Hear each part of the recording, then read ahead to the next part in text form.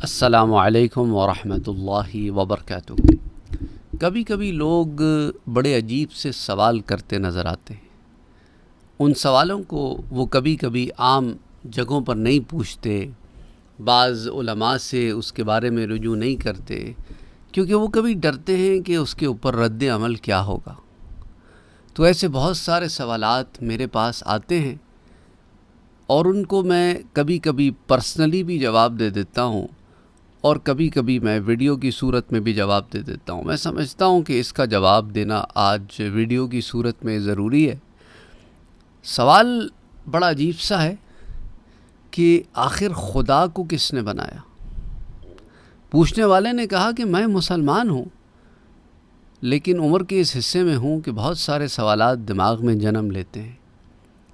عمر نہیں بتائی اس نے، لیکن I am pretty sure must be a teenager, کیونکہ جب بچے ٹین ایج میں ہوتے ہیں اور جس طرح کا تعلیمی نظام آج کل موجود ہے، اس میں ہر چیز کو کویسچن کیا جاتا ہے، ہر چیز کے اندر ریشنل تھاٹ پروسیس کو داخل کر کے اسے سمجھنے کی کوشش کی جاتی ہے۔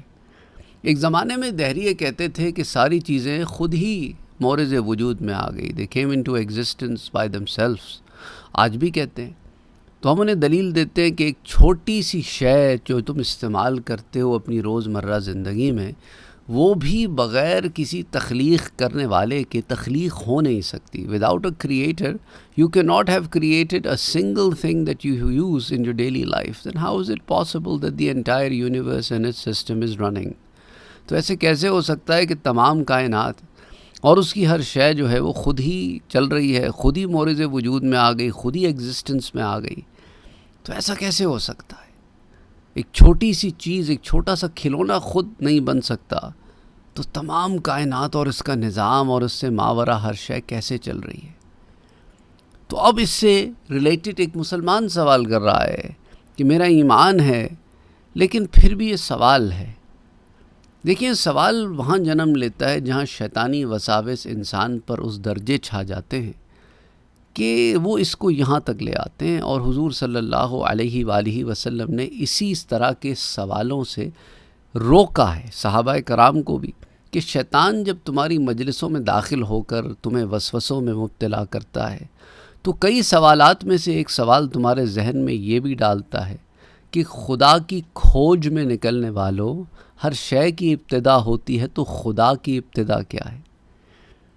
دیکھو، یہ سوال اپنی نوعیت کا بڑا ہی عجیب سا سوال ہے، کیونکہ یہ سوال بنتا ہی نہیں، کیونکہ اللہ عز و جل نے اپنی ذات کے بارے میں فرمایا ہے کہ انا الاول، میں الاول ہوں، یعنی کہ میں سب سے پہلے ہوں، وَأَنَا الْآخِرُ، اور میں ہی سب سے آخر ہوں۔ کیا معنی؟ کہ میں ہمیشہ سے ہوں اور میں ہمیشہ رہوں گا۔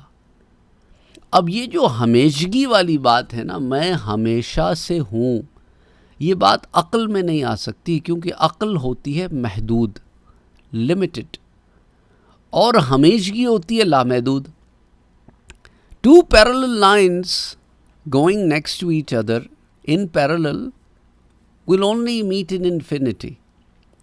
اب انفینٹی تک چلتی چلی جائیں گی۔ اب انفینٹی کیا ہے، انسان آج تک حل نہیں کر پایا۔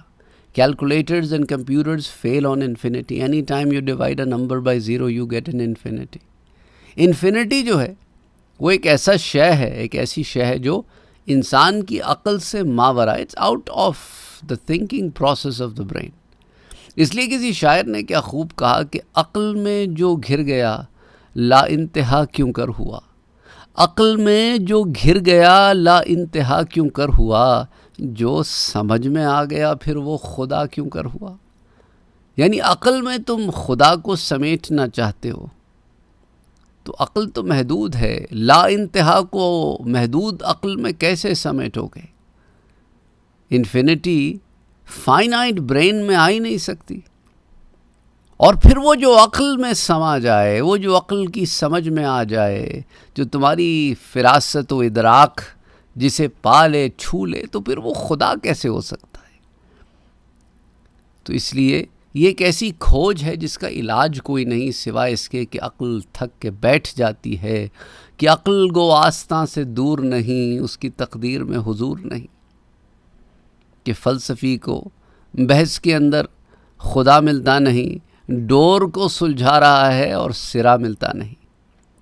تو یہ فلاسفہ کی ابحاث ہوتی ہیں جس میں بعض اس نقطے پہ آ کے دم توڑ دیتے ہیں کہ بس اب قلم توڑ دیا، ایک نقطے پہ اکتائی ہو گئی، مجھے اب بات سمجھ میں آ گئی۔ تو بہرحال اللہ عز و جل کی ذات پاک جو ہے اس کے بارے میں غالب نے بھی کہا تھا، نہ تھا کچھ تو خدا تھا، کچھ نہ ہوتا تو خدا ہوتا، نہ تھا کچھ تو خدا تھا، کچھ نہ ہوتا تو خدا ہوتا، ڈبویا مجھ کو ہونے نے نہ ہوتا میں تو کیا ہوتا۔ تو اس لیے وہ سوال ہے کہ جس کا جواب یہی ہے کہ عقل محدود ہے، اس عقل سے اس سوال کا تلاش کرنا ناممکن ہے، کیونکہ اس سوال کا جواب اللہ نے خود ہی دے دیا ہے کہ میں ہمیشہ سے ہوں اور میں ہمیشہ رہوں گا۔ اور جب تم بات کرتے ہو خالق و مخلوق کی، تو خالق تو وہ ہے جو ہر شے کا بنانے والا ہے، تو جو ہر شے کا بنانے والا ہے اسی نے بنانے کا پروسیس بھی ایجاد کیا ہے۔ وہ تو موجد ہے، ایجاد کرنے والا ہے، وہ مصور ہے، وہ تخلیق کرنے والا ہے، جو تخلیق کرنے والا اور ہر شے کی تخلیق کرنے والا اور ان شے کی بھی تخلیق کرنے والا، اور جنہیں جوڑ کے تم نئی چیزیں بناتے ہو تمہاری تخلیق کرنے والا بھی ہے، ہر شے کی تخلیق کرنے والا ہے، ہر شے اس کے علم میں ہے۔ اس لیے قرآن میں فرماتا ہے کہ هل أتى على الإنسان حين من الدهر لم يكن شيئا مذكورا، انسان پر ایک ایسا وقت بھی آیا ہے کہ انسان تو تھا پر کوئی قابل ذکر شے نہ تھا۔ اس پر بڑی تفصیل سے ہم بات کر چکے ہیں کہ انسان تو تھا، کدھر تھا، کیسا تھا، کس فارم میں تھا، کرتا کیا تھا، وہ اللہ جانتا ہے۔ اس نے ملائکہ کو تخلیق فرمایا، کب فرمایا وہ جانتا ہے۔ اس نے جنات کو تخلیق فرمایا، کب فرمایا وہ جانتا ہے۔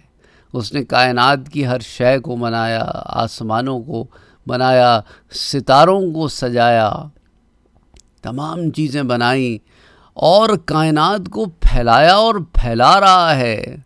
وَإِنَّا لَمُوسِعُونَ، اور یہ ایکسپینشن کا پروسیس ایک کنٹینیوس پروسیس ہے۔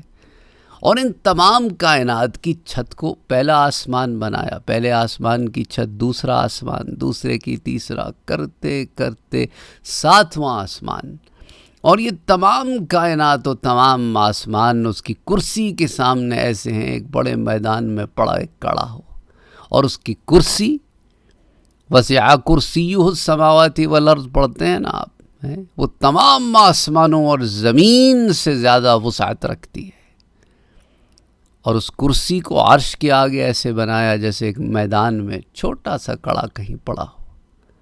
تو اس سے اندازہ کریں کہ اس کی قدرت کیا ہے۔ عرش سے بڑی مخلوق کوئی نہیں ہے، لیکن اس عرش کو اٹھانے کے لیے بھی اس نے ملائکہ بنا دیے۔ کمال ہے نا، سب سے بڑی مخلوق ہے، اس کو اٹھانے کے لیے کچھ ایسی اور مخلوق بنا دی جو اس کو بھی اٹھاتی ہے۔ تو کیا بات ہوئی کہ عرش بھی ایک مخلوق ہے، ڈیپینڈنٹ ہے، لیکن وہ جو خالق ہے، مالک ہے، رازق ہے، مصور ہے، قدوس ہے، غفور ہے، رحیم ہے، غفار ہے، ستار ہے، رحمان ہے، رحیم ہے، مالک الملک ہے، ذوالجلال والاکرام ہے، وہی تو سب کچھ ہے۔ اور ہم اور ہر شے ہیج ہے، ہر شے حادث ہے اور وہ قدیم ہے، ہر شے مخلوق ہے اور وہ خالق ہے۔ بس یہیں پہ عقل محو ہے، سربہ سجود ہے کہ کبھی اے حقیقت منتظر نظر آ لباس مجاز میں، کہ ہزاروں سجدے تڑپ رہے ہیں میری جبین نیاز میں۔